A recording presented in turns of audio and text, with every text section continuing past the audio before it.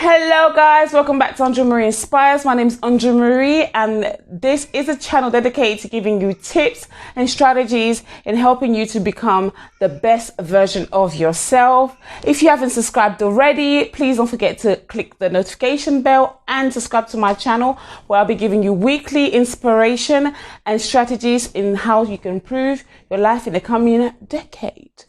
As you can see from the title, today I'll be sharing with you 7 tips on how to make the next decade the best one yet. Stay tuned. Well, it's not just this coming year, it's not just a year, it's a new decade. And when I think about the decade that just we're leaving, I think about Rihanna leaving 2019 and almost bankrupt, and now leaving this decade, one of the richest artists around. So it's possible, guys, it's possible. And I'm here today, as you can see from the title, I'm giving you 7 tips on how you're going to make this decade coming the best decade that you've had thus far. Okay, now let's get into it. To begin with, number 1 on my list is a vision. You have to have a vision for your life. In order to know where you're going, you need direction. You need to have a vision, a plan. You need to know what it is that you want. So don't just rush into the next year. You've got a few more days left. Just sit down and think, what is it that you truly want? What would you need to have in order for you to say, yes, this is what I want out of life. This is what will make me wake up on the day. It's because it's easy to have a mundane routine, work that you don't like, do things that you don't like, and it's not worth living a life when you're just existing.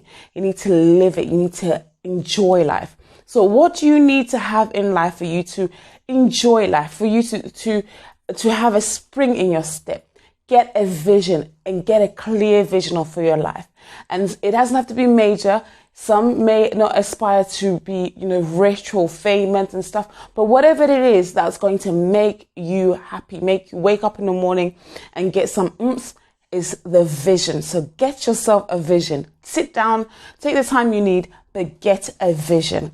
Number 2, get a specific, well-defined, measurable goal. Write them down. It's just so easy. So you have a vision, to break it down into goals. So what do you need to do in order to obtain your vision?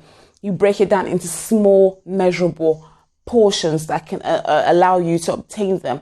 Make them measurable and give yourself a deadline. So I want to save, and if your goal is in 5 years, I want to have or be a homeowner. Okay, what are the steps that I need to do? So this year, this 2020, I'll hope to save £1,000 or clear up my debt. So clear, a fifth of my debt, or whatever it is. Make sure it's measurable, make sure it's well defined, make sure it's specific, so that you have a roadmap into where you're getting to your final destination. Number 3, keep it in front of you. Keep it before your eyes. The Bible says that, write the vision, make it plain on paper so that whoever sees it may run. So you need to be able to have it in front of you. And I am a big fan of vision boards.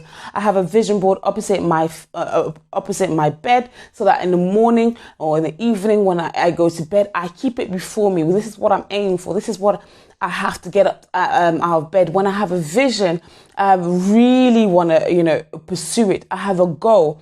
It's measurable. I really want to pursue it, and I have it before me. So it's motivating me constantly.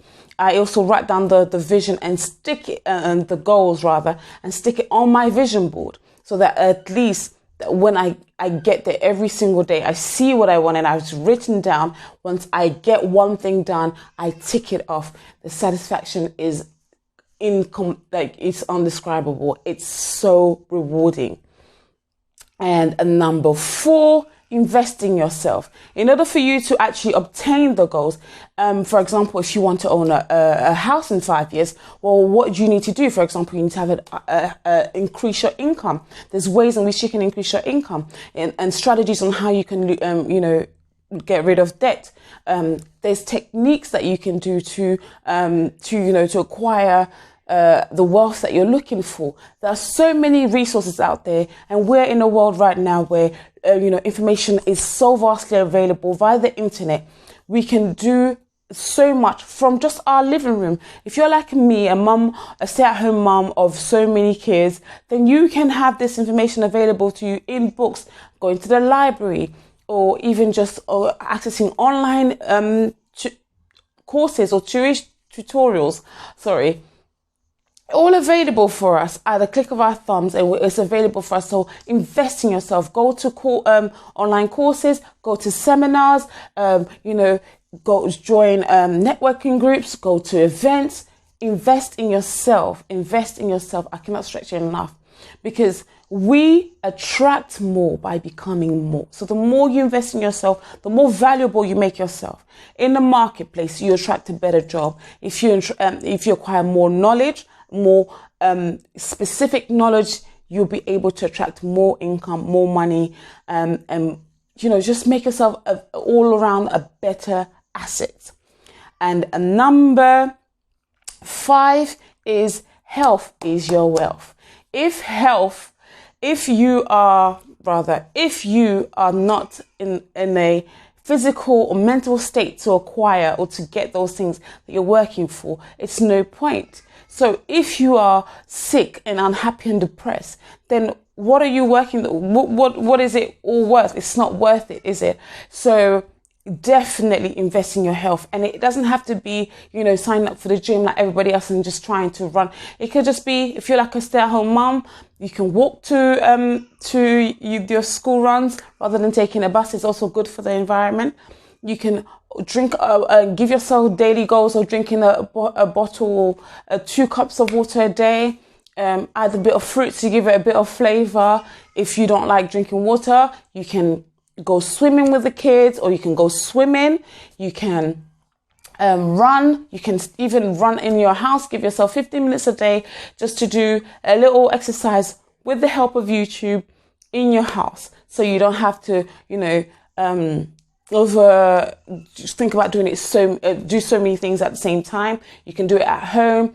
I personally do it in the living room with my kids, and I'm still able to, to do what I have to do and still get my work out in.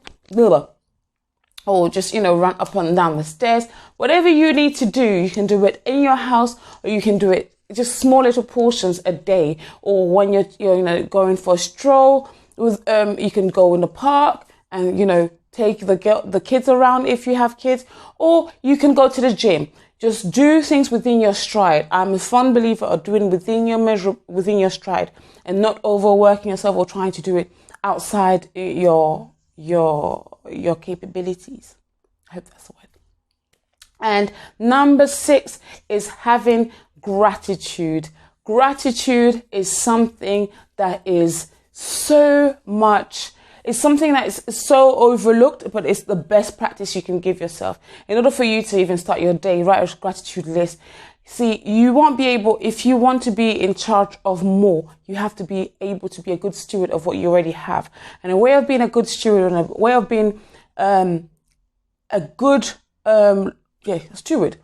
steward of what you already have, is by showing gratitude for the little thing, for your health. If you think you haven't got enough, well, go to the hospital and you understand the importance of what health is. When someone's just come in for a simple checkup and find out they only have 5 days to live, or 5 weeks to live, or 3 weeks to live.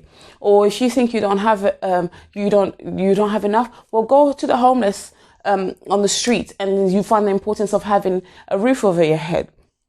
Or if you feel like, there's nothing enough, well, go to the poorest countries in the world, and you'll see what is the importance of having a meal when you want. Or if you think about, those who are struggling in third world countries to even have a job, and who will do anything for just the lowest wage. If you don't like what you have, or you think your job is not great, well, yeah, go and see those things. So there you have so much to be grateful for. And as we have the opportunity to have those little riches, or those golden stuff, we have to show gratitude for all them. And finally, for your new direction, you need to match your vision with your speech.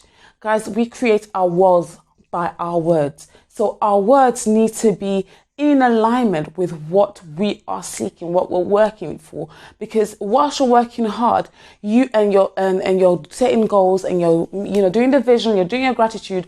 But when they ask you in terms of progress about current states or future states, your words does not match.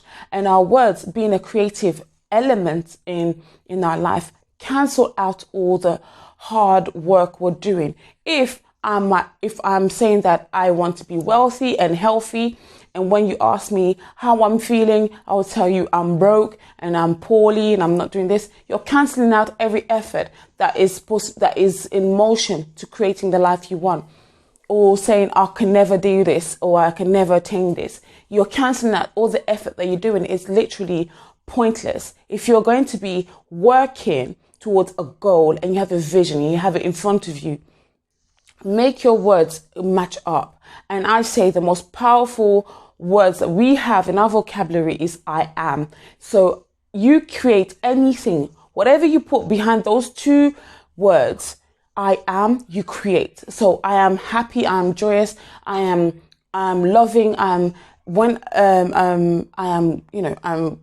beautiful. Whatever positive affirmation you put behind it is what you're attracting, is what you create for yourself.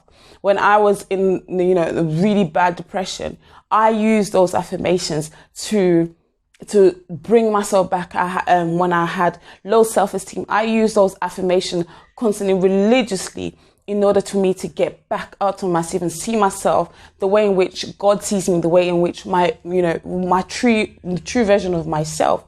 So the affirmations I am is one of the most powerful affirmations they have out there. And if you're in the rut like I was and don't know what words to use to describe yourself, well, go on YouTube. There's loads of videos on I am affirmations and repeat after them. It's a great way to start your morning. It's a great way to, start your week or start your month.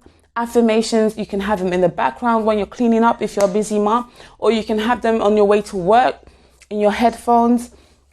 You have literally so many resources to get these affirmations. You can have them, you can write them down and stick it on your door, on your mirror, on your vision board as well. So many ways. So just get hungry about changing your life, because guys, there is no excuse. If you're going to complain about your current state, you need to actively do something to change it. There's no worth having, the same year go in and out and every day crying about the same thing when you're not looking to do something. This year, this time, be relentless, be consistent, be hungry enough to want the change and take the measurable steps to achieve those things. Again, you're not in competition with anyone, so there's no point of going on social media and seeing someone's progression and compare it to yourself and think you're not doing it. You are. It's just there's these little nuggets that you're doing. There's daily routines, there's daily activities you're doing are heading towards what you are attaining. And like all things, in time, in good time, it will happen. I believe that we plant the seed and God will provide the rain to allow us to have the harvest we want. So those are the 7 tips I have for you guys. I wish you a Merry Christmas that's already gone and a prosperous New Year and an even better decade to come. I'll see you next on my next videos. Take care.